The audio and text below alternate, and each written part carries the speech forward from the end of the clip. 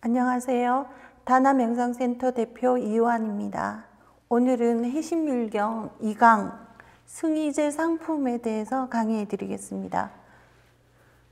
승의제 상품이라는 이름을 먼저 설명을 드리면, 승은 뛰어넘음이란 뜻이고요.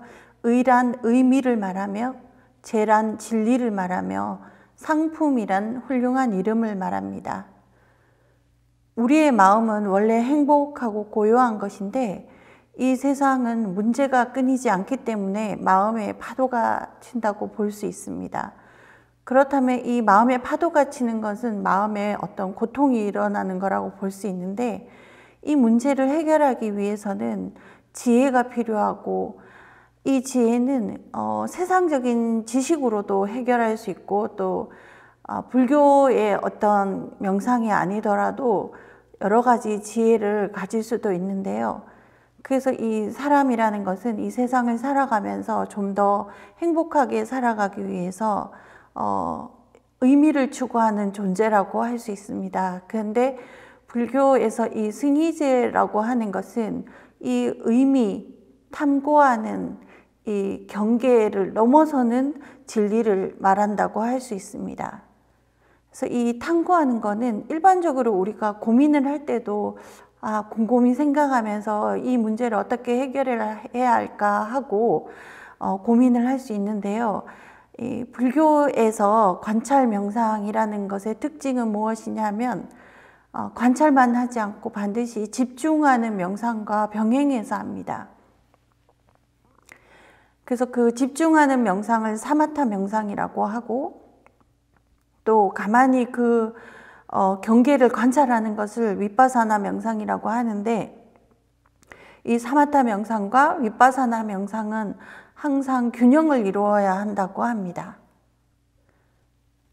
그럼 우리가 마음에 이 고통이 일어나는 것을 파도가 치는 거라고 볼 때, 바다에 파도가 칠 때 이 파도가 바닷물이 아닌 것은 아니죠. 근데 고요할 때와 파도가 칠 때 우리는 전혀 우리의 마음이 달라지는 것을 알 수 있습니다.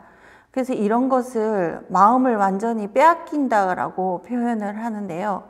그래서 마음을 빼앗기지 않기 위해서 하는 명상이 마음 챙김 명상입니다. 마음 챙김 명상을 하지 않으면 우리가 어떤 분노를 일으키거나 슬픔을 느낄 때 그것이 완전히 우리 전체의 존재를 집어삼킬 수가 있습니다. 하지만 우리가 이것을 알아차릴 때 그게 조그마한 노력이라고 할지라도 이미 그 슬픔이나 분노와 내 자신의 어떤 그 자각하는 의식이 분리가 되기 때문에 내 마음이 완전히 빼앗기는 상태에서 벗어날 수 있습니다. 이 마음에 그러면은 왜 파도가 치는 것일까요? 파도가 치지 않고 항상 고요하면 좋을 텐데, 이 마음에 파도가 치는 이유는 무의식에 저장되어 있던 우리의 과거의 까르마 혹은 번뇌가 이 외부 현실에 있는 인연과 만나서 서로 반응하는 것입니다. 그래서 우리가 이 명상 수련을 할 때 두 가지 방법을 같이 씁니다. 그러니까 바깥에서 일어나는 그 인연에 반응할 때 어떻게 대처를 할 것인지와, 또 아무것도 일어나지 않을 때라도 그 무의식을 깨끗하게 미리 정화를 해서 파도가 치지 않도록 하는 것이죠. 이 무의식을 깨끗하게 정화하는 방법은 저번에 말씀드렸던 육바라미를 수행하는 것입니다. 육바라미를 수행하면 모든 인연에서 벗어나서 우리가 대부분의 마음에 그 번뇌나 까르마가 쌓이는 것은 인연에서 오는 고통이거든요. 그래서 육바라미를 수행하는 과정에서 그 인연에서 오는 모든 고통을 미리 다 깨끗하게 정화할 수 있습니다. 그 중에서 가장 먼저 해야 될 것이 무주상 보시를 완성하는 것입니다. 승의제라는 것은 이런 우리가 관찰을 하는 경계를 뛰어넘는 경지를 의미합니다. 그렇기 때문에 이 해신밀경에 보면 승의제의 상이라는 것은 재행의 상과는 다르다라고 말합니다. 재행의 상이란 것은 뭐냐면 일반적으로 우리가 마음에 파도가 있는 것을 말합니다.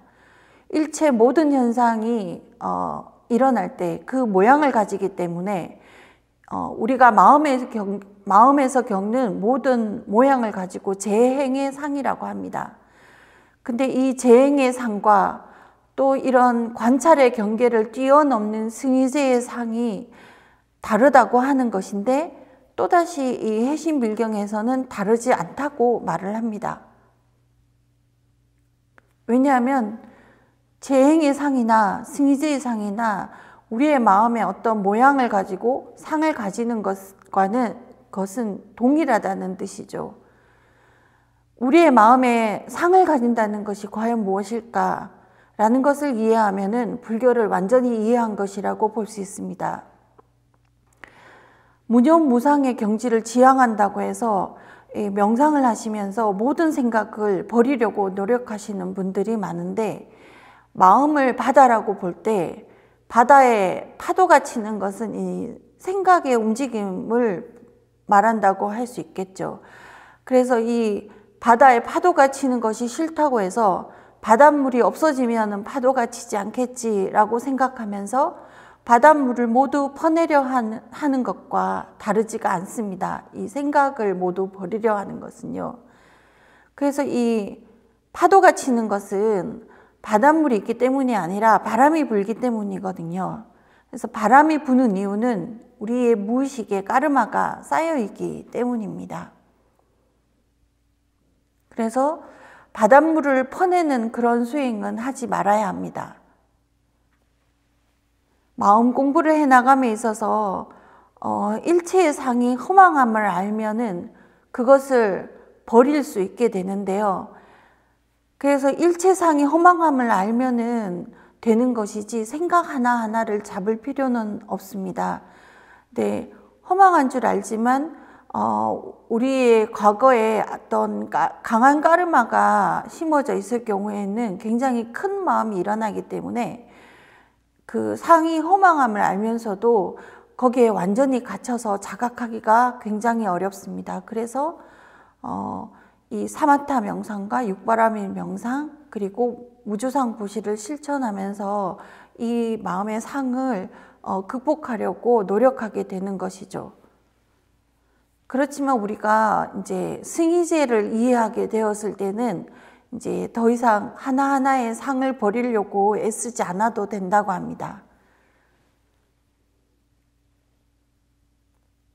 그래서 승의제를 보지 않으면 모든 재행의 상을 버리지 않아도 능히 그 재행의 상을 버릴 수 있다, 이렇게 나오는데, 이제 승의제가 있지만 그거는 상으로 보는 것이 아니거든요. 그래서 승의제를 보지 않으면 재행의 상을 버리지 않아도 능히 그 재행의 상을 버릴 수 있다라고 합니다. 이것은 금강경 7분의 무득무설분의 내용과 같은데요. 금강경 7분의 무득무설분 안에 보면은 소위자하 일체현성 개의무의법 이유차별이라 했거든요. 그래서 모든 것이 무의법으로서 차별을 두었기 때문에 안욕따라 삼맥삼보리라고 이름할 만한 결정적인 법이 없다고 한 이유이다. 그래서 이 법은 취할 수 없고 말할 수 없고 법도 아니고 법 아님도 아니다 라고 이야기했습니다. 다시 해심밀경에 보면은 비견제자 어제 행상 불능제유 연능제유 비견제자 어제 상박 불능해탈 비견제자 어추중박 불능해탈 연능해탈이라는 구절이 나옵니다.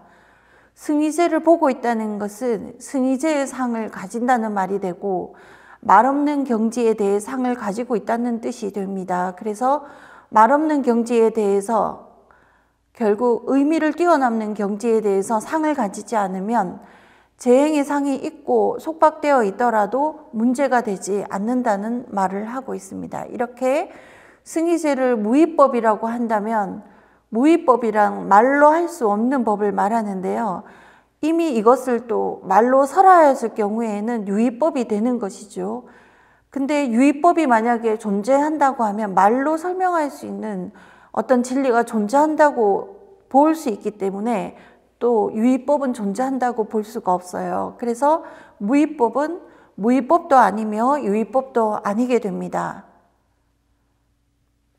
다시 해심밀경에 이런 말이 나오는데요. 일체법자, 약유이종, 일자유의, 이자무의, 시중유의, 비유의, 비무의, 무의, 역비무의, 비유의라 한 것이 방금 설명드린 그런 내용입니다. 이런 의미를 잘못 이해하면은 깨달음이란 특별한 것이 없다고 하기 쉬우며 깨달을 것도 존재하지 않는다라고 하기 쉬운데요.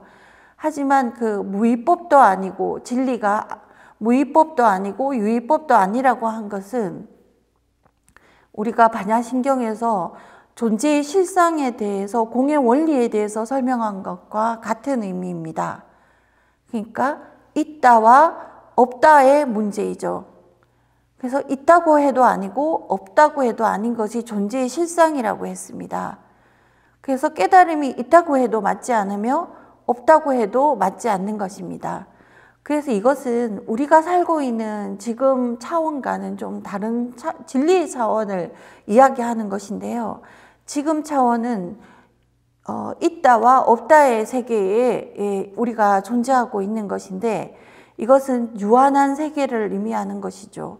그래서 우리가 어떻게 하면 자유롭게 살아갈 수 있느냐가 이제 진리의 세계에 대해서 설명하는 것인데 이것은 유와 무의 존재 현상에서 벗어나 있는 방식을 이야기합니다. 그래서 이것은 무한한 존재 방식을 의미하는 것이죠. 오늘은 여기까지 하겠습니다. 감사합니다.